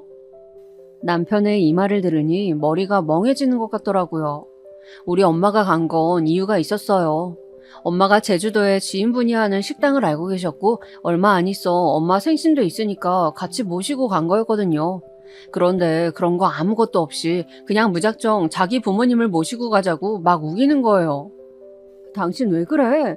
효자병 걸린 사람도 아니고 자꾸 나서서 일을 만들어? 우리 엄마는 생신이었잖아. 어머님 아버님이랑은 두 분 생신일 때 각각 강원도 여행도 다녀왔었고 우리 엄마랑 간 건 처음이었어. 그런데 그걸 꼭 똑같이 그대로 따라야 성이 풀려? 나 임신해서 몸도 불편한데 가서 어머니 아버님 드실 밥까지 하라고? 점점 날카로워진 저는 아주 공격적으로 따지듯이 말을 했고 남편은 제가 아직 배가 많이 안 불러와서 그런지 체감이 안 되었나 봐요. 뭐가 그렇게 힘드냐는 어투더군요. 왜 그렇게 힘들어해? 너 한창 초기에 입도 탄다고 난리였잖아. 그때 지나서 괜찮다고 장모님 모시고 여행까지 갔어. 그런데 갑자기 우리 엄마 아빠 모시고 가려고 하니까 몸이 불편한 것 같아? 너 진짜 너무하다. 임신한 게 뭐가 그렇게 대단한 일인데? 남들 다 하는 임신이 왜 너만 힘들어? 가서 밥하는 게 왜? 나도 하면 되잖아. 아니면 밖에 나가서 사 먹던가. 왜 해보지도 않고 먼저 우리 엄마 아빠를 나쁜 사람들로 만드냐고. 와, 연애할 때는 이런 사람인지 몰랐는데 이런 꼴을 보니까 영락없는 남의 집 응석쟁이 아들 같더라고요. 제 남편이자 제 아들의 아버지가 돼줄 사람이 아니고 그냥 어느 집 덩치만 크고 울보 떼쟁이 같은 아들로 보였어요. 저보다 나이도 많으면서 어쩜 이렇게 철도 없고 지질이 미운 말만 하는 걸까요? 하지만 저는 참 속이 터지게도 이때 또 참았어요. 사실상 임신하고 몇 개월 안 된 여자가 어떻게 이 무렵에 이혼을 생각할 수 있겠어요. 남편 하는 짓 조금 마음에 안 든다고 시부모가 싫다고 곧장 갈라설 생각은 못 하잖아요. 몸도 무겁고 이래저래 겁도 나고 그냥 가서 다 좋은 게 좋은 거니까 참아보자고 생각했어요. 그리고 가기 전에 남편과 극적으로 화해도 했었고요. 미주야, 내가 가서 다 할 테니까 너는 진짜 아무것도 하지 마. 꼼짝도 하면 안 돼, 알았지? 내가 다 알아서 할 거야. 맛집도 다 알아뒀고 한 끼 정도는 엄마 아빠가 찾으실 것 같아서 장도 봐놨어. 밀키트도 사왔고. 그러니까 너도 그냥 재미있게 놀면 돼. 운전도 전부 내가 할게. 이렇게 아주 열정적으로 말을 하더군요. 그래서 그러려니 하고 일단 움직이게 되었는데 너무 웃긴 게 그날 갑자기 너무 당황스러운 그림이 만들어진 거예요. 그렇게 의절하다시피 했다던 도련님이 대뜸 나타났지 뭐예요? 아, 도련님도 오셨어요? 말씀을 하시지. 저희 숙소가 방 2개인데. 그러자 아버님은 또 뭐가 큰일이냐는 듯이 말씀하시는 거예요. 까짓 거 방 하나에서 다 같이 자면 되지 뭐가 문제야? 이놈이 간만에 아들 노릇 하겠다는데 가서 지가 밥도 다 산다더라. 그럼 된 거 아니야? 사실 말이야 말이지 저는 시부모님이랑 여행 가서 아무리 방을 따로 쓴다 해도 좀 불편했어요. 임신한 상태고 몸 눕히는 것도 쉽지 않은데 말이에요. 그런데 거기에 도련님이 가신다니 거실에서 그냥 잘할 수도 없고 진짜 너무 짜증나더라고요. 아니나 다를까 여행 가서도 화나는 일투성이었어요. 남편은 분명히 맛집을 다 알아왔는데 어머니가 거기서 고집을 부리시는 거예요. 이런 데 와서 뭐하러 저런 집들 전기세를 벌어주고 있어? 우리는 눈으로 구경하고 먹는 건 다 해먹는 거야. 그러려고 숙소도 돈 내고 쓰는 거 아니야? 뭐 잠만 자고 가라고 그렇게 돈 받는 거 아닐 거 아니야. 됐고 여기 내가 반찬도 갖고 오고 상추쌈이랑 쌀도 갖고 왔다. 니들한텐 말하려다가 또 니들 고생시킨다고 할까봐 내가 다 갖고 왔어. 어휴, 진짜 이때 숙소에서 이것저것 펼쳐놓으시는데 진짜 그 궁상 맞은 모습이 너무 정 떨어지더라고요. 저한테 말도 안 하시고 혼자 이것저것 갖고 오셨는데 본인 딴에는 일거리 줄이려고 그랬다는 거예요. 하지만 이게 다 일이지 뭐겠어요. 생전 저는 안 해먹는 청국장이며 뭐며 나물 같은 것들도 무친 것도 아니고 그냥 생으로 사오신 거예요. 미주 너 보니까 집에서 요리를 전혀 안 하더라. 내가 그렇다고 우리 집으로 불러서 가르치기도 뭐하고 네가 도통 전화도 안 받고 삐져가지고 우리 집에도 안 오잖아. 이런 때에 애기 뱃속에 있을 때 요리는 많이 배워두는 거야. 내가 하나하나 가르쳐줄 테니까 제대로 배워. 그래서 내년부턴 너도 김장도 해야지. 정말 속이 부글부글 끓다 못해 열이 머리 위로 확 몰려드는 게 느껴졌어요. 표정 관리도 안 되고 미칠 것 같은데 이때부터 남편이 정해둔 일정은 하나씩 다 어긋나기 시작한 거예요. 뱃속에 아기를 임신한 상태로 서로서로 재미있게 놀자고 계획한 여행인데 왜 여기서 몸이 제일 불편한 제가 일이 많은 걸까요? 한창 밖을 돌아다니면서 구경도 하고 카페도 가고 전시회도 갈 예정이었는데 어머니가 그 부산스런 짐더미를 풀어헤치셨어요. 그러니 슬슬 이 집 남자들은 거실 소파에 누웠다가 아버님은 여기 방에 들어가셔서 코 골고 주무시질 않나 점점 나른하게 2-3시간이 흘러가는 거예요. 저도 어찌나 스트레스가 되던지 슬슬 배가 뭉쳐오기 시작했어요. 저 어머니, 저 몸이 안 좋은 것 같아요. 잠깐만 앉아 있을게요. 그랬더니 어머니는 절 힐끗하고 흘겨보시더니 몸이 왜 그렇게 약하냐고 핀잔을 주시더군요. 야, 지나가는 사람을 붙잡고 물어봐라. 돌도 씹어먹을 나이 내가 뭐가 그렇게 힘들다고 농땡이야. 이런 데까지 올 생각을 했으면 제대로 몸 관리를 했어야지. 그러면서 뭔 나물을 삶고 고기를 굽고 김치찌개를 끓여대시는데 쌀 고르는 것부터 다 알려주겠다고 계속 뭐라 말씀이 많으신 거예요. 이쯤 되니 저도 이제 이성을 잃을 수밖에 없었어요.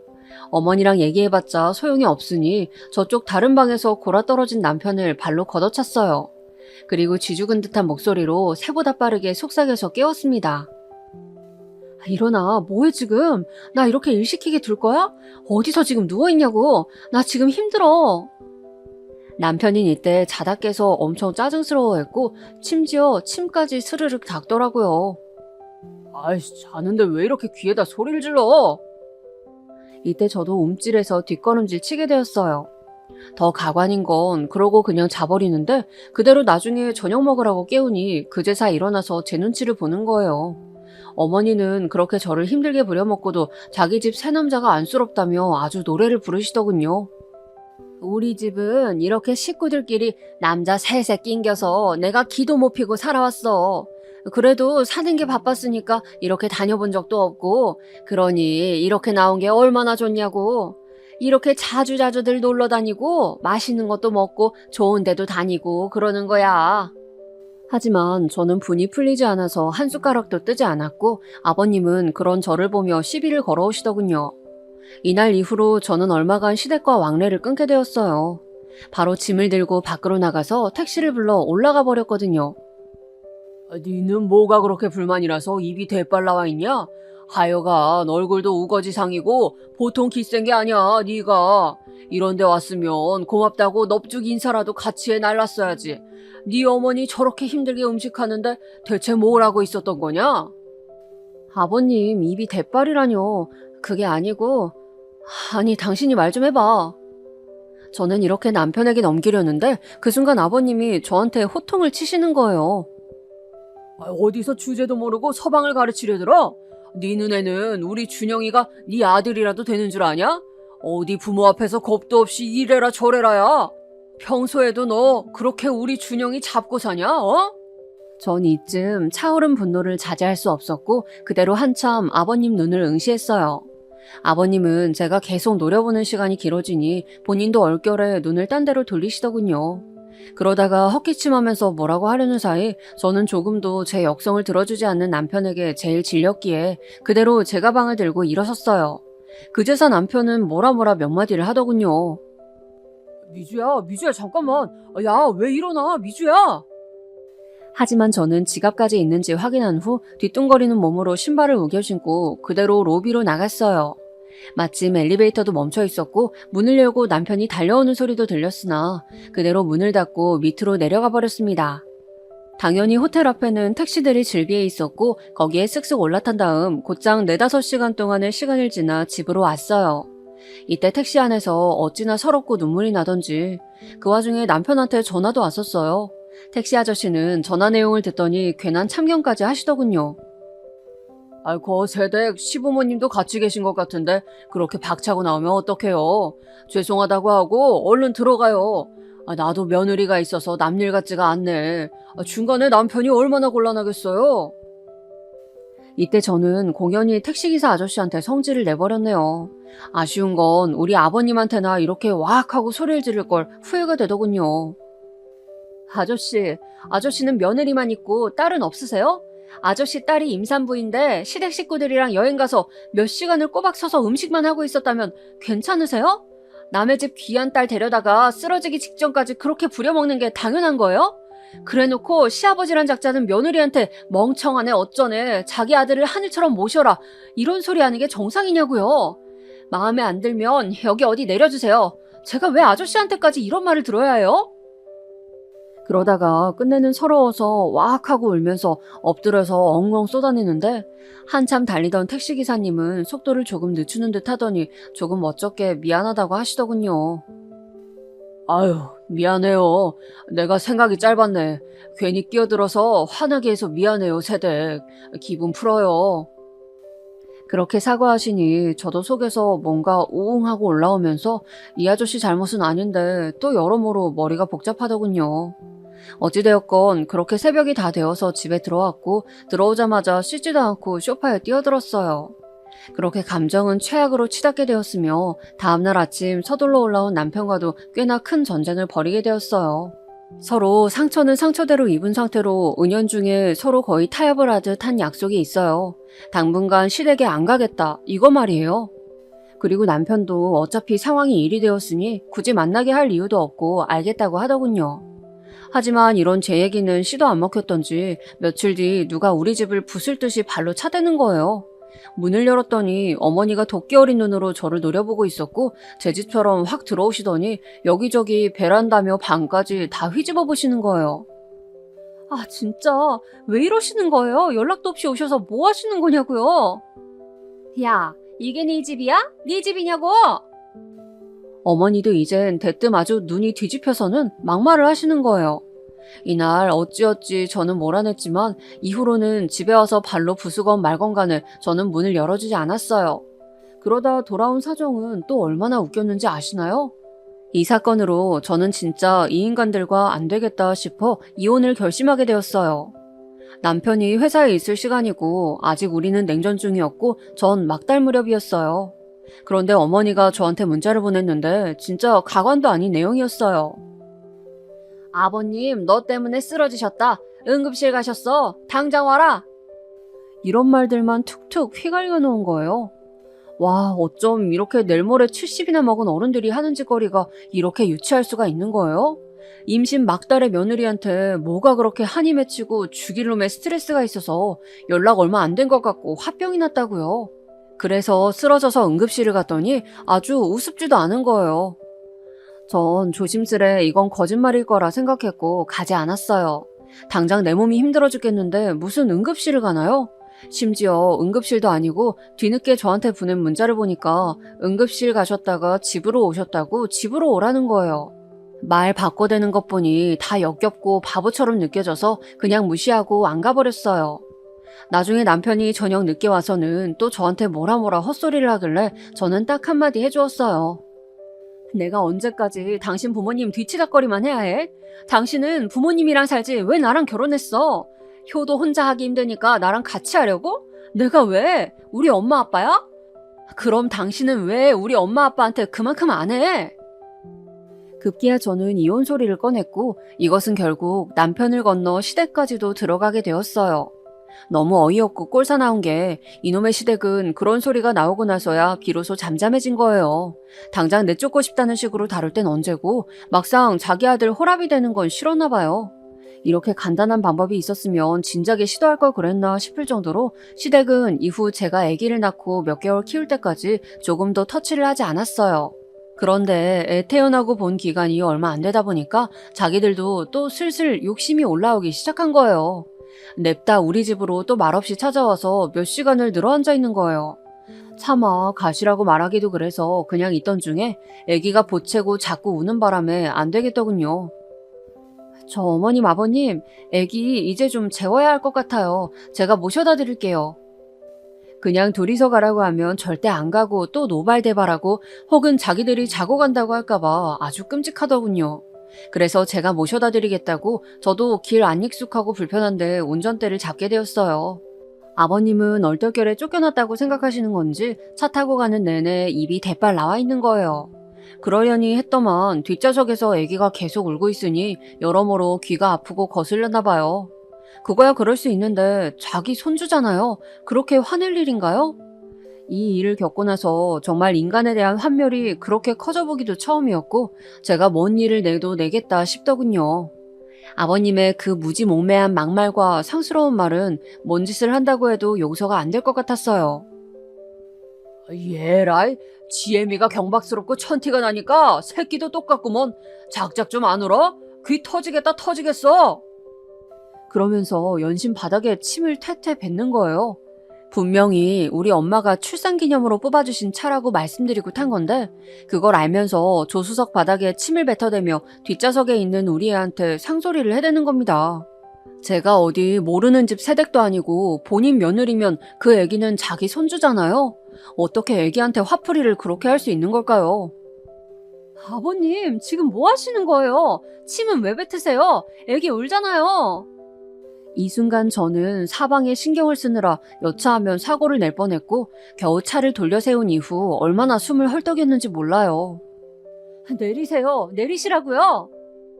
그러자 뒷좌석에 있던 어머니까지 저보고 미쳤냐고 했으나 저는 엄연히 집 근처이시니 내리시라고 했어요. 도저히 안 되겠네요. 애도 지금 자지러지기 일보 직전이고 저 지금 사고 낼 뻔했어요. 냈다 죽을 뻔했다고요. 정신 사나워서 더 이상 못 가겠어요. 저도 병원 가야 될 것 같으니 어머니 아버님 그만 내려주세요. 본인들도 사고가 무섭긴 했는지 일단 내리긴 했지만 제가 두근거리는 가슴을 안고 한참을 운전대를 잡고 엎드려 있는 내내 계속해서 둘은 번갈아가며 전화를 해대더군요. 결국 전화를 꺼버리고 저는 가슴을 치고 두들겨가며 제 자신을 달래가면서 겨우겨우 집으로 운전해서 왔어요. 그 와중에도 우리 애는 귀가 찢어질 듯 울어대고 있었고 그러고 집 안에 들어오니 아주 그대로 뻗어서 잠들었어요. 이때 저는 남편에게 전화해서 울며불며 이제 너랑 못 산다고, 나 병원 가서 치료받아야 될 것 같다고 악을 썼어요. 남편은 처음에 저한테 화를 내다가 제가 블랙박스며 이런 것들을 보여주니 또 바보처럼 그제서야 코가 확 꺾이더군요. 자기도 약간은 좀 뭐하긴 하다 싶었는지 또 얼마간 시댁 식구들은 안 왔어요. 하지만 전 마음속 화병을 어찌할 길이 없어서 한의원을 다니게 되었고 남편과의 사이는 좁혀지지 않았습니다. 그러던 차 2년쯤 지났을까요? 시댁과 왕래도 잘 안 했고 저는 엄마에게 아이를 맡기고 일을 다닌 지 한 6개월쯤 되었을 때일 거예요. 제가 남편보다 일찍 퇴근한 날이었는데 그날 정말 새삼스럽게 어머니랑 아버님이 찾아오신 거예요. 너무 오랜만에 이렇게 따로 보는 거라 저도 감정이 그렇게 격하진 않았는데 역시 사람 참 안 변하나 봐요. 아들 눈치에 못 왔을 뿐 저에 대한 인식은 그들 안에서 여전히 네 집 강아지만도 못하더군요. 어떻게 며느리가 돈 벌고 있다는 소식을 듣고 와서 냉큼 돈을 또 내놓으라고 하나요? 무슨 돈이요? 왜요? 제가 왜 드려야 하는데요? 너 말이야. 너는 진짜 그놈의 말버릇 좀 고쳐. 아주 싹퉁 바가지가 없어. 우리가 얼마나 널 벼르고 별렀는지 아냐? 이러고 있는 와중에 아버님은 딴엔 또 본인이 남자라고 으름장을 놓으시면서 끼어드시더군요. 저를 아주 겁줘서 깔아뭉기겠다는 생각이 만연해 보였고 와중에 제가 버는 몇 푼의 돈이 자기 돈이라고 생각되는 듯 했어요. 며느리라는 게 들어와가지고 몇 년을 이렇게 속을 썩이고 우릴 못살게 굴고 네가 한 게 뭐가 있냐? 우리가 널 시집살이를 시켰냐? 뭘 어쨌냐? 집이 어려울 때는 도울 생각을 해야지. 애 놔두고 나가서 돈 번다며? 그것도 다 우리가 집 해주고 준영이가 먹여 살리니 네가 나가서 돈도 벌고 하는 거 아니냐. 그럼 집이 어려울 땐 도와야지. 너무 말 같지도 않은 멍청한 소리라 제대로 안 듣긴 했는데 대충 뉘앙스가 아버님 사업이 잘 안 된다는 것 같았어요. 그게 저랑 무슨 상관인데요? 제가 돈 버는 거에 두 분이 해주신 게 뭐가 있어요? 천하네, 멍청하네, 경박하네 할 땐 언제고 뭔 놈의 돈을 찾아요? 그러면서 저는 순간적으로 이전 일이 떠올라서 저도 역겹다는 듯이 똑같이 했을 뿐인데 하필 이게 이렇게 일이 될 줄 몰랐어요. 나도 모르게 막 분이 오르고 화가 격하게 오른 거로 전에 아버님이 제 차 조수석에 침을 뱉어대듯 저도 현관바닥에 침을 뱉으려고 했거든요. 당장 나가라는 의미로. 뭐가 어찌되었건 버릇없는 건 똑같았지만 하여간 공교롭게도 하필 침이 아버님 턱 쪽으로 튄 거예요. 이 인연이? 그러면서 마구 길길이 날뛰고 발을 탕탕 굴러대시는데 전 그냥 나가시라고 어찌어찌 밀어냈어요. 시끄러워지는 거 너무 싫고 이 집 인간들이랑 더 이상 상종하고 싶지 않았어요. 시댁에서 받은 스트레스 때문에 화병만 생기고 불면증에 제가 얻은 건 하나도 없었거든요. 그리고 너무 웃긴 건 왜 꼭 이런 일마다 남편은 없고 저만 혼자서 저놈의 어른들을 독대해야 하는 걸까요? 이 일로 시부모님은 며느리한테 폭행을 당했다며 고소한다고 생 난리를 피우는 거예요. 저는 그러시라고 했어요. 이혼도 생각하고 있는 마당에 딱히 뭐가 무서울 게 있나요? 해보세요. 고소하실 거면 하시라고요. 저도 아버님이 저한테 했던 막말이랑 제 차에 침 뱉고 욕하신 거 다 자료 있어요. 그리고 이 사람이랑도 안 살고 이혼할 거고 애도 데리고 나갈 거예요. 사실 이 정도까지 상황이 악화될 줄 모르셨던 우리 엄마 아빠는 처음 제 결심을 들었을 땐 이혼 못하게 하셨어요. 사돈욕을 실컷 하시긴 했지만 애까지 낳아놓고 부부가 그리 쉽게 갈라서는 건 아니라고 하셨거든요. 하지만 시댁에서 저를 고소한 애 만에 얘기가 나오고 이제 반년차 월급을 받아오기 시작한 저에게 노골적으로 돈을 요구하신 것, 이런 걸 들으니 우리 엄마 아빠도 화나지 않겠나요? 특히 아빠가 절레절레 고개를 저으셨어요. 난 몰라. 난 모른다. 그러게 왜 그딴 집이랑 결혼을 해갖고는. 하여간 됐어. 이제 와서 뭘 어쩌겠냐? 아니다 싶으면 못 사는 거야. 그런 환경에서 어떻게 애를 키우고 천년만년 살겠어. 네가 알아서 정리하고 애 데리고 집으로 들어와. 아빠가 제일 뭐라고 할 줄 알았는데 딸이 이렇게 고생하고 있다는 얘기를 들으니 힘드셨나 봐요. 여지껏 제가 겪어온 일은 엄마한테만 많이 말했었고 엄마도 예민한 아빠한테 자세히는 말씀을 안 하셨더군요. 아빠는 절대 이혼은 못하게 하려는 생각이셨다가 다 듣고 너무 갑갑하셨는지 안경을 벗으시고는 몇 번이나 눈을 매만지며 괴로워하시더군요. 그 부분을 보니 저도 마음이 많이 아팠어요. 웬만하면 그럭저럭 잘 살아내고 싶었는데 어쩌다 이렇게 흘러가게 된 건지 누구를 원망해야 할지 잘 모르겠더군요.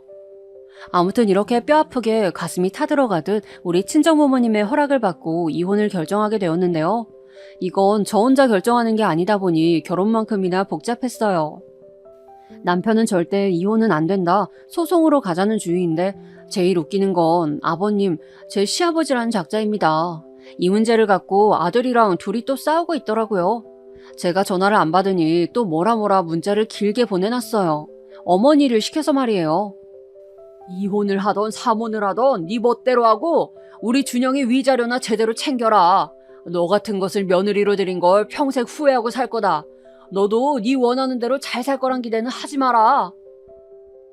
아니 무슨 이딴 소리를 보내면서 위자료를 달라는 건지 도대체가 생각이란 걸 할 줄 모르는 인간들이에요. 게다가 이 문제로 남편과 왈가왈부하며 다투던 중 알게 된 기막힌 사실이 있는데요. 시아버지가 세상 그렇게 귀하다고 치켜세우던 본인 아들에게 이 위자료를 자기를 달라며 부자간의 싸움이 벌어지고 있다는 겁니다. 듣고도 솔직히 믿겨지시나요? 사업 안 된다며 며느리인 저한테 돈 달라고 당당하게 떠들더니 얼마나 돈 갖다 쓸 데가 없으면 아들의 이혼 위자료를 갖다가 달라고 하냐고요. 그리고 그걸 갖고 궁상맞게 지들끼리도 싸우고 있다는 거예요.